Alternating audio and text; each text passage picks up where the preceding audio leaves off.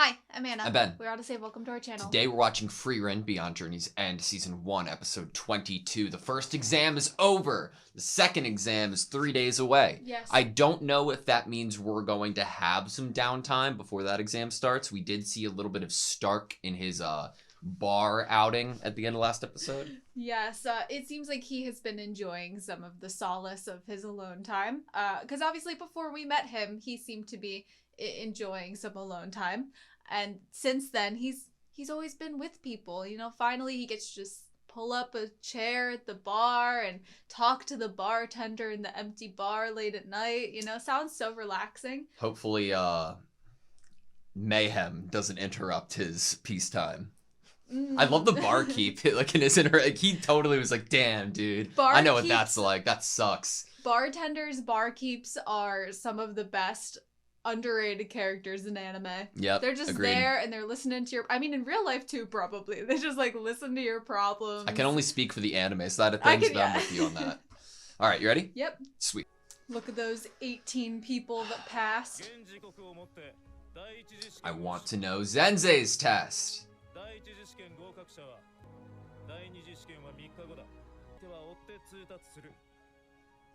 Dunst has a great mustache. He's probably so happy and rested. Look at him.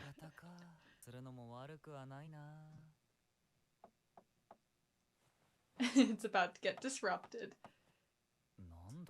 They're getting impatient. I love this shot.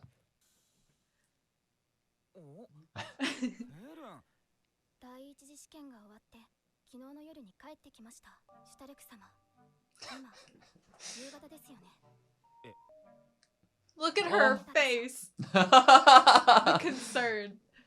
The concern / like disappointment. What else? I feel like I'm being called out. This is an interaction that has happened before. Stray shots.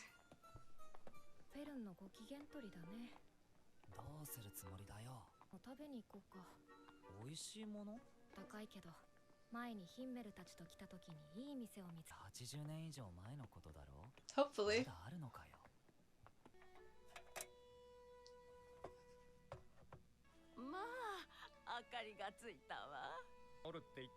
Aw. Poor guy returning to his job for this little 3-day.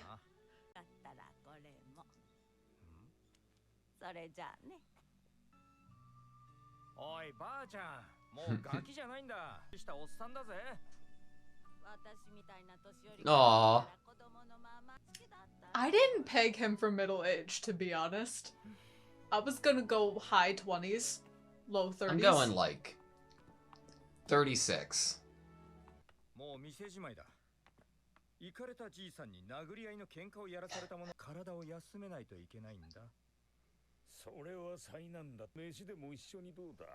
Are we all gonna end up eating at the same restaurant? I hope so.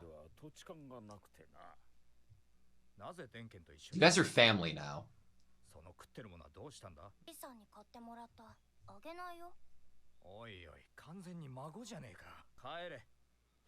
She didn't want to sacrifice him. You are a party.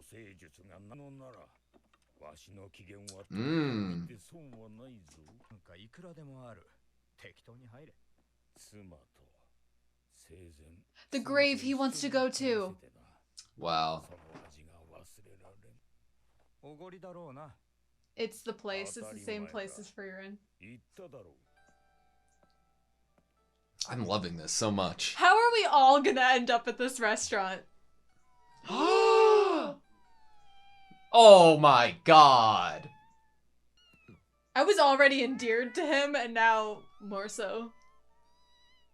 Does he have parental issues himself? And he's... Nice to finally meet you.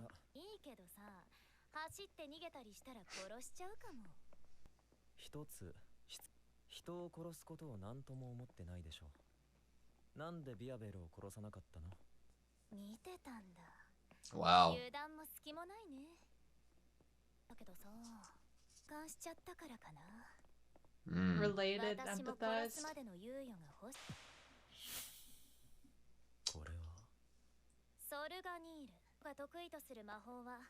Wow.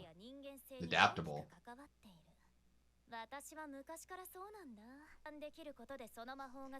Wow. I was about to say, like, did she just learn this? Interesting.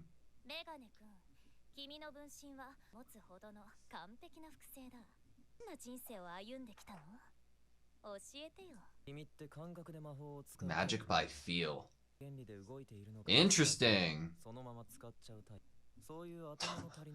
It's like playing an instrument without knowing how to read music. Me.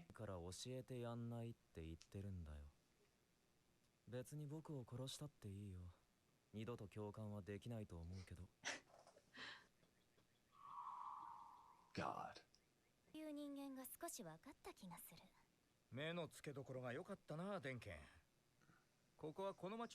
Please. 80, 50, it's been long standing. I hope they're the only people in this entire place. Yes!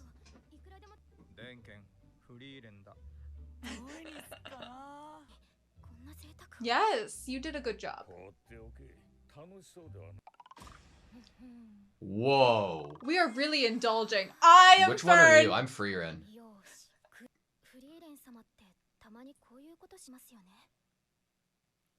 Show me the memory. Whoa. They were ingratiated to the chef.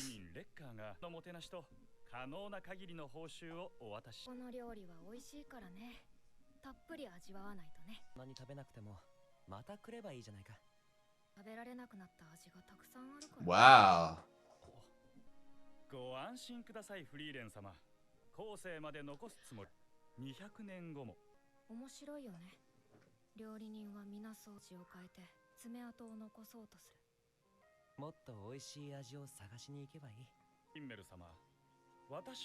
Whoa.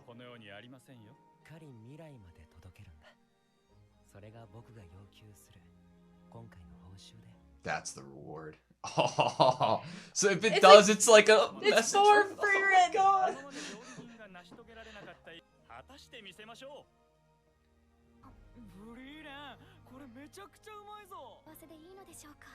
Does anyone deserve to be this happy?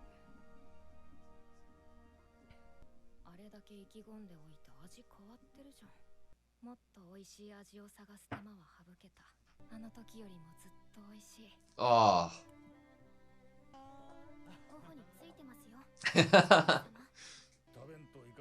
Oh my God. It is his granddaughter.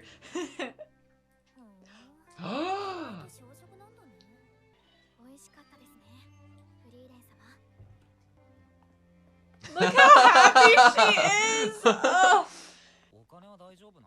not In the good. negatives. Aw. Look at that walk. She's I mean- glowing. We had to make her happy.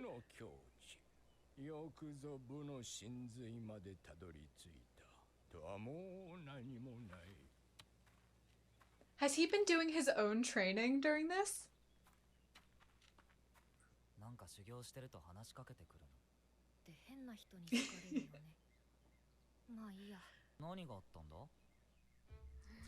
Oh no. We just made her happy!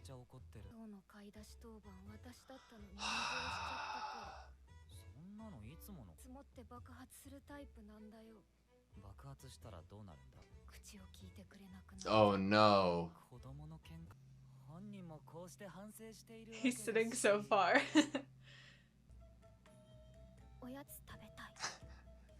We don't have any savings, sorry. I relate so much to Fern in this episode. Kane, hello. We're seeing everyone. Mm-hmm. Rebel. And hanging out with Sharf.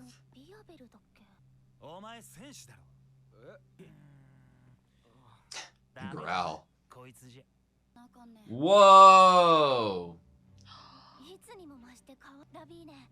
I love the hat. Aww. What good brothers. I love your brothers. I'm your mom.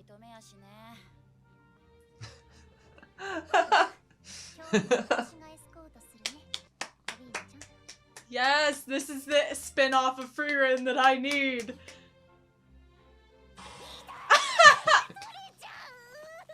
Lavina and Fern need to have some interactions together. Yes.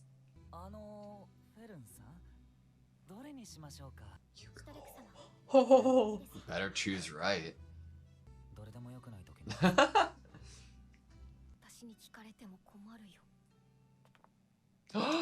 Help us.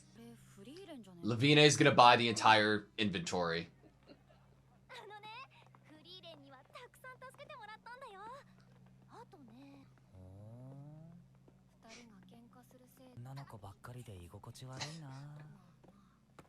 Oh no. Yes! They're gonna love each other. Oh my god! Yes! I'm for this. Can I borrow him? Go right ahead. God, why does this always happen to Stark? He asked for it.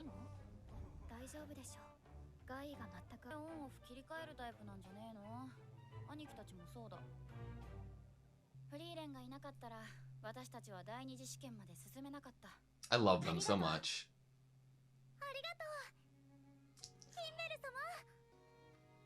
There's no way this was like Denkin's wife or something, right?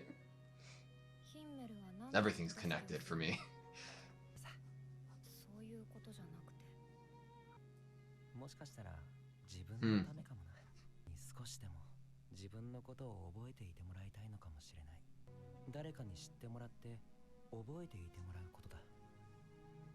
To be known.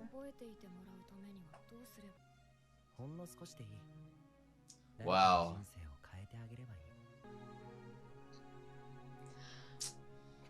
Snacks.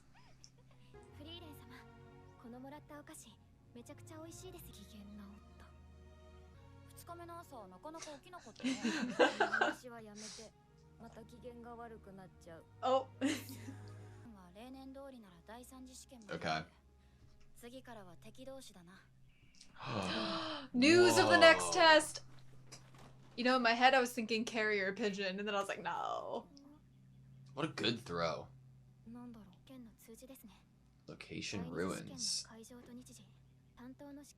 Yes! Yes! Oh Our no. luck just ran out. I love it. What's the reputation? No one passes? Okay.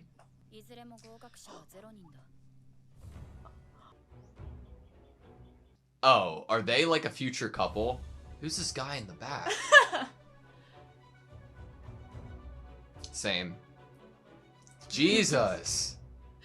Oh! Martial arts from the guy. A dreadful test. I want to hear all about and it. she was dissing his. Unlike you. Okay, that was Frieren Beyond Journey's End, Season 1, Episode 22. So, looking at the notification that we have received, the location of our second exam is at the ruins of the King's Tomb.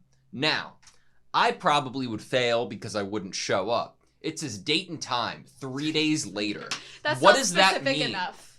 Like 3 days later after the first test ended, 3 days later from when you're receiving the notification. Yeah, right. What if your bird got lost and you received this at a different time than others did? Honestly, were there multiple birds? Was there only one bird and he was individually delivering everyone's I think that notifications? there were multiple birds. For timing, are you supposed to go off of like 24 72 hours later from whenever you like actually received it from the bird? Like, so many questions. I would be late. I would come at the wrong time. I would be camped out. I don't know. I would miss it. What in the fuck could be Zenzei's test? Because, okay, I'd imagine they aren't giving the same test 4 times in a row. Right. But all 4 of them have left the entire exam in ruins. Like, nobody's passed them. And we've gotten the information that Sensei's a pacifist. Yep. How would you tie that into an exam? Is it like what we were talking about before of like just like a problem-solving puzzle type thing? Right. We did talk about, like, obviously it was clear to us that Sensei did not agree with how Gena did their test, that proctored their exam, that like masquerading as, you know, a mana detection test, like a battle masquerading as that. So I'm like obviously going to assume, and then with the pacifist line, that this is going to be some sort of tricky puzzle, more so based on the magic that you have. I think that something that came from this episode that goes with what we were theorizing after last episode is Ubel's kind of talent in magic and That's how she crazy. uses her magic. And I think you'll get why I'm bringing that up by what we talked about after last episode. Ubel's magic is one where she can learn spells of people that she can empathize with. Yeah. She uses magic by feel. We were theorizing after last episode that this test would be very heavily based in being able to do something with your magic alone. Your magic being the forefront of how you pass that test. Mm-hmm. There is no nothing is being masqueraded or hidden here. And we were talking about that because in last episode, Ubel and Land are talking to Fern, being like, oh, you know tons of little spells. Don't tell us what they are because we are going to be enemies in the next tests. So then we got this idea like, oh, maybe like the fact that some of these people in this test specialize in like a specific magic, that will actually be a detriment to them going forward. And someone like Frieren or Fern who have like almost an unlimited supply of a bunch of different spells might do better going I think forward. a connection there could be the idea of what magic by feel lacks, like not understanding the fundamentals there could be a detriment in trying to problem solve in a situation that comes with, you know, magic. Getting the line of like, you've put together a dreadful test as well as Sensei's like observations about the previous test. I wonder if it's like if it's you're put in a specific situation where some people would naturally choose to fight or even defend themselves with like a physical means at first, but the only way to truthfully pass is to not do any damage or harm. Right. Dreadful. When you hear that word, you could think that something is boring or a chore. Or not fun. Or not fun. Or there's a lot of waiting involved.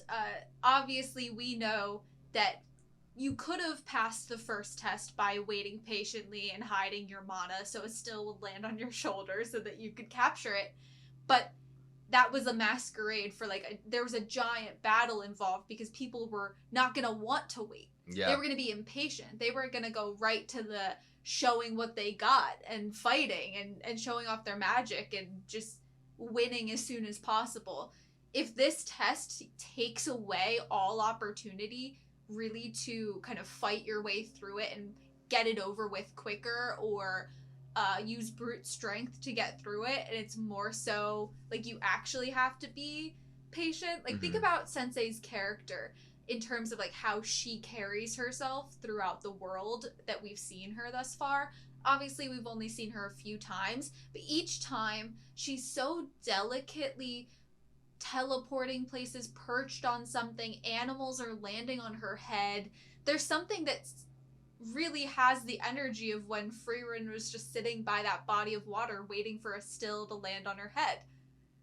Very meditation of it. Very sitting patiently and waiting and not just jumping into action. I wonder how, like, if there are any guidelines the proctors have to follow. Like, I'm thinking like Hunter x Hunter a bit. Like, since you're already in this position, can the test be completely fucked and unfair and biased? Like, can it be that no one passes? For example, Sensei being like, all right, cook me a food. And if I think it's good enough or well prepared, then I'll pass you. If I don't, I won't. And then they never have, you know? And it has nothing to do with, like, anything regarding qualifications and, like, a physical means. I can't even guess who would do well going forward. I mean, if we think about who is currently past that we know that is going into this next test, I mean, Lavina and Kane just thanked Frieren, which we know is obvious that like they would not have passed unless they had Frieren on their team, or maybe someone else like Fern or something they might have passed. But we have characters that are very different in terms of how they view magic, how they would have done on a one-on-one battle, how they do in more of a thinking and how much spells they know, or playing like a chess game like Land. If there was only 2 tests, I would feel comfortable somewhat being like, oh shit, maybe only Frieren and Fern are the ones coming out of this, because nobody's come out of Sensei's tests before. But the idea of a 3rd test being on the table, I would imagine that more than Frieren and Fern would pass the 2nd test. You know? Just by the nature of there being another test after this. Right. And if there were people to pass it, like, and it's very hard to say because we don't know what the test is going to be, but, like, Denkin is obviously very knowledgeable. We're getting faces of people we weren't focusing on within the first test, and I imagine they would probably be very capable because they've made it this far, right? I'd be a little worried for Kane and Lavine, only because of their, like, narrative approach to Frieren in that thankful way of we couldn't have done this without you. But also their youth. Yeah. In comparison to a lot of the other characters, as with this show, there is constantly being shown to us this idea of young and old and time passing and the ways of the older generations and the ways of the youth, you know, in terms of like how food tastes. And new chefs are always going to try to make their own mark on previously established popular recipes. That is always going to be how it works. And we get another kind of showing to us in this episode of how youthful Lavina and Kane are in terms of like family relationships. They're spoiled by like their older siblings and their parents, and then they still have like almost like a 2 little sisters kind of relationship with each other, where they're kind of like catty but also best friends. And I don't know, I feel scared of the unknowing of if anyone will pass, and I don't really whenever there's something like this in a show where there's a proctor of an exam and you get told that no one has passed, it's kind of like, then why do they still have a job? Yeah. Are we not supposed to be passing people? Do we have such high standards that, like, Sensei's test, like, do they have to get whatever their exam is cleared? You know, like, do they have to get it approved so that someone could be like, yeah, if people don't pass this test, we don't want them? Because I'm like, I don't know if you would... I mean, if you were able to do it 4 consecutive times and you're about to do it your 5th, it does not seem like there's an overarching figure being like, okay, we need some people to pass. It doesn't seem like Sari would give a shit in that regard, you know? Yeah. It's continuing on. It's definitely not how we think of, like, real world academics, where if people are constantly failing a teacher's exam, then you might need to actually look at what the exam is. Man, there has to be people who are shipping Land and Ubel. For sure, right? Yeah. Like, there is so much tension there. Yeah. And Land has got to be one of the coolest fucking characters in the show, too. He is. I think he is. I mean, that cat scene, I was like, this is clinching it yes, for me. for sure. But the revelation of Land being like the revelation of Land watching the Ubel Wurbel fight was fucking hype. Like, obviously we had known the clone shit, but that's so cool. I feel like and what he said to Fern about, like, be careful of what you're saying. Right. Like, he's pretty capable. I do like him as a character for sure. I think that him warning Fern on that is I think part of it is because he was already piecing together what Ubel's magic was. Yeah. Because it seems like he has come to this realization and this the line of questioning to her in this episode from watching her. So that warning to Fern came at the very end of the test. So he had already had a good amount of time of observing Ubel.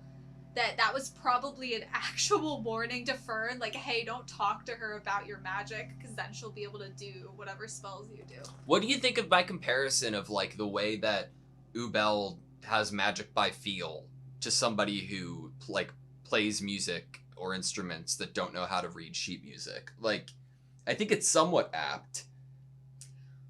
I could see that. I think another character you could talk about in that regard is Sharf, especially with Land being involved, because Land was bringing up to and in his fight with Sharf, he was kind of like, yeah, this is a really flashy and interesting spell you've created, but the principles and the foundation that are there are lacking. It's such, like, an interesting metric or way of thinking in terms of learning spells or magic. I don't think I've ever heard anything like it before, because it's such, like, a contrast to the person Ubel is and how they go about killing, that it's, like, such an interesting, like, wrench to throw in, that it would partially be, like, giving her, like, a hard time for not being able to kill this person, even if they want to, because their magic might be so fucking cool, or the spell might be so useful, that they have to, like, bite the bullet and try to connect with them closer in terms of emotions to be able to understand it. I mean, Land really is the right character for that, because that illusion magic he does, I would want it too. If I was Ubel and I was kind of like this ferocious killer of a person that always wanted to have the upper hand, you know, especially with the killing blow, I feel like that observant and illusion magic would interest me so much as, like, a predator type character. So no wonder she's just gonna try to butter him up and stay close to him and eat dinner with him. I really like Stark and Werbel together. Like, after the first interaction that we had with what's his name? It's you had just said it. He fought Land. Sharf. Yeah. When Sharf and Werbel were going up to this random dude, be like, nah, he's not enough. Like, the idea pops in my mind, but the way that they executed it, of Stark being like, oh yeah, I don't want to hang out with a bunch of girls right now, and then gets kidnapped, and, like, he's like, no, please don't let me go, and Fern's like, oh no, you can take him. Yeah, he's fine. I really like that Werbel didn't ask Stark's permission. He turns to Fern as someone who he respects. Yeah. He's like, oh yes, you were in the test with me and you passed, and you were a badass, apparently, because I already talked to Aerie and you beat her. Yeah. So obviously I have respect for you. Am I allowed to take this boy that is yours? I like that Fern was like, he's much different from the test. There aren't any bad motives here. Yeah, the intentions aren't bad at all. And then the observation of him being able to switch it on and off, whether it's for work or not. I really like the character of Werbel. I know, that fits his character so well, to just have observation of, we're not talking about him standing on the front lines of an actual war. He's doing a little, like, quest for someone here.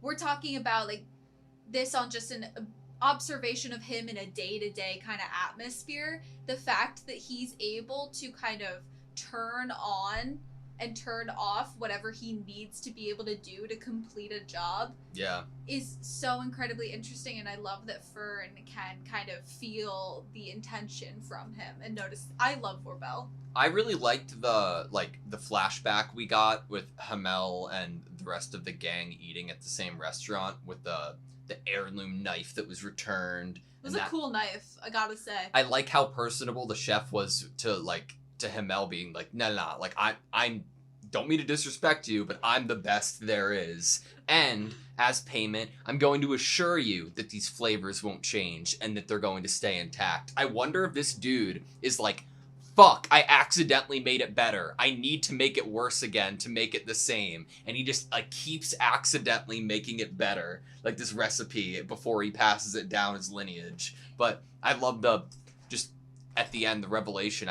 I was almost expecting Frieren to be like, oh, it does taste the same, but I'm happy that wasn't it. I'm happy that it was twisted and it did change, but it just changed for the better. There's something a lot more healthy about the aftermath of that kind of chef scene. The fact that the restaurant is still standing, still one of the most popular restaurants, 50 with Denkin, 50 years later, 80 years later for Frieren, that it's still a long-standing, like, really popular, Richter knows about it, he eats there often, restaurant.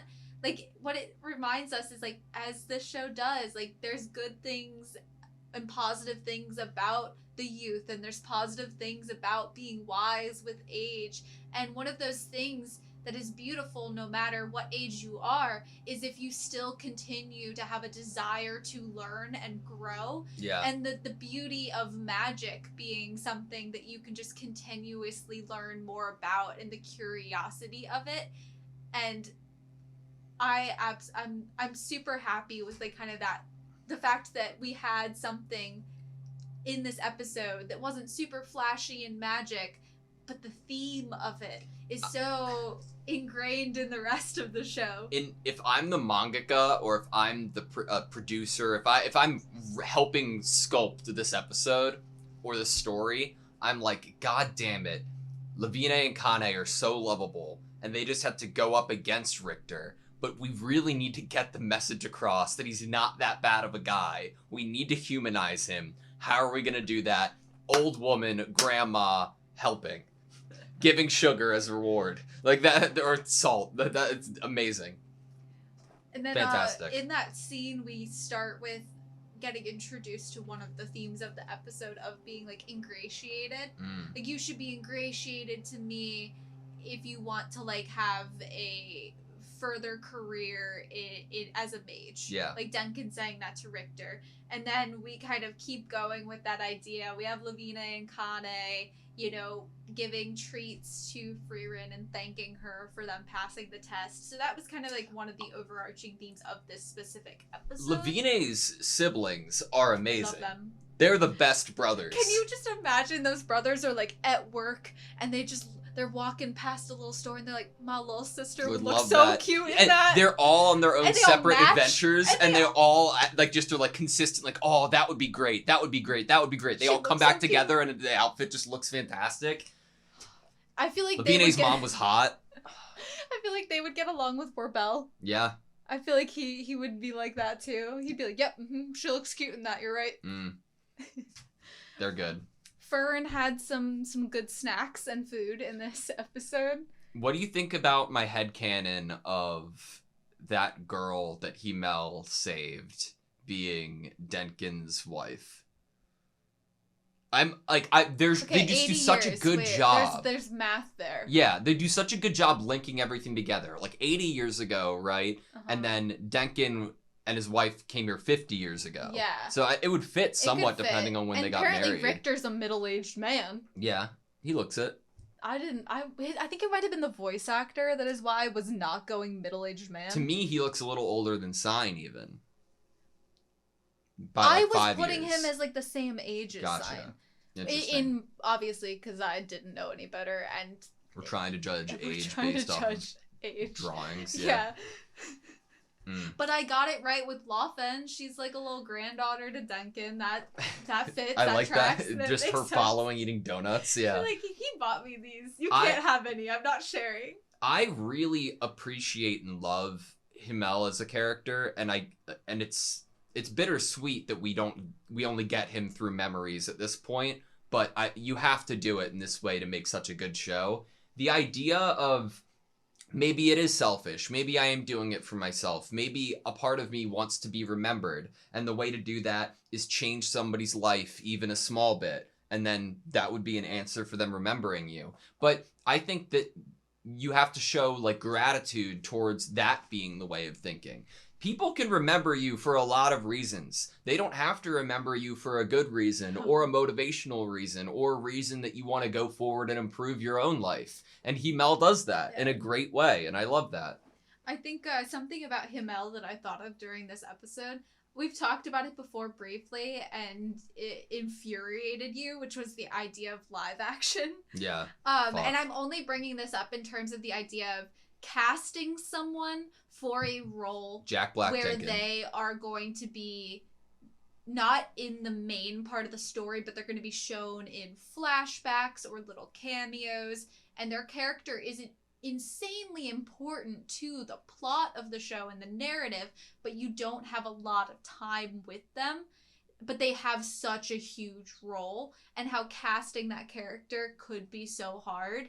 And even just, obviously this is from the idea of voice acting, because that's what we're getting here, is that the person that is making Himmel in this show, other than what is written and what is drawn, is the voice actor. And there is something so comforting about this voice actor's voice that I think that, like, whoever cast this voice actor and gave him the job as Himmel did right by the idea of picking someone who had a voice that was comfortable, comforting, kind of like he could be your friend that you met, a nice guy on the street, something that fits really well with the nostalgia and the looking back fondly on a memory. Someone who just sounds nice from their voice and just like, oh yeah, I like hearing this guy's voice. It's comforting. So good job on that front. I feel like saying they shouldn't make live actions of anime is beating a dead horse at this point. That being said, if I had to choose to like end that forever or something else in that same vein of like movie production or like TV show production, it would not be that, and it would halt all famous A-list actors from being the main characters in animated works as their voice. Ooh. Like, bring back fucking voice actors who are good at voice acting. People know how to fucking voice act. They're great at it. They don't get paid enough for it. Fucking cast them in your movie rather than some dude who's gonna sound like himself and he's in every fucking movie. That's very fair, though. I haven't seen the movie, but I think that since it's current, it's relevant to this conversation. I haven't seen the movie yet, but The Boy and the Heron, I haven't seen it yet, so I don't know how well he did, but I did hear amazing things about Robert Pattinson's performance as a voice actor in that. Well, that's great, and I would not be surprised from the limited work of Robert Pattinson I've seen. I'm more saying like, oh, like let's make a Transformers movie. I know who I want to be Optimus Prime, Chris Hemsworth. You know? Yeah, no, like I totally get you. A lot of the time, the voices aren't transformative enough, and I'm like, the reason why I think I've heard good things about that performance in Boy and the Heron is because it's transformative. Yeah. It does not sound like him in Twilight. Yeah. As Edward Cullen. It sounds like, you know, he becomes a character. He becomes a different person. But I would say oftentimes when you hear the voice acting of like an A-list character being put into an animated movie, they sound like that person. I wouldn't even come at the actor for that, like, necessarily. From what I know, from the production side of things, what's the reason you cast an actor like that? Not only that their name and picture is going to be attached to the product and you can promote it that way, but their voice is going to be recognizable, that people will love that. And I think that they probably are directed not to do too much crazy shit with their voice, and that's a shame. Because they want it to be recognizable, so the audiences. In terms of, like, the Japanese voice acting, I can't remember all of the roles that this one voice actor has done, but in terms of, like, transforming yourself for each role that you do, I have previously seen, like, at least a couple characters that the voice actor of Anya Forger from Spy Family, that they have been a few different roles, and I wish I could remember them right now, that I remember being like, that voice actor also does Anya and also does this one. Like, sometimes I'm sitting and watching watching an anime, and I'm like, oh, I recognize this voice. This, like, was it Craft the Monk sounds like Roswaal from ReZero. It happens not super often that I'm like, that voice I can, like, that's from another Bakugo's show that I've watched. voice actor is an easy one. Yeah, but some of the time you find out that, like, this person did one role in an anime and then did another, and they're completely different, and you're like, the vibes are different, the voice is different. That's honestly insane that person is the same voice. They are fucking amazing at what they do. Mm-hmm. All right, that's all I have you. Yep. Thank you guys so much for watching this video. Please like, comment, and subscribe, and we hope to see you next time.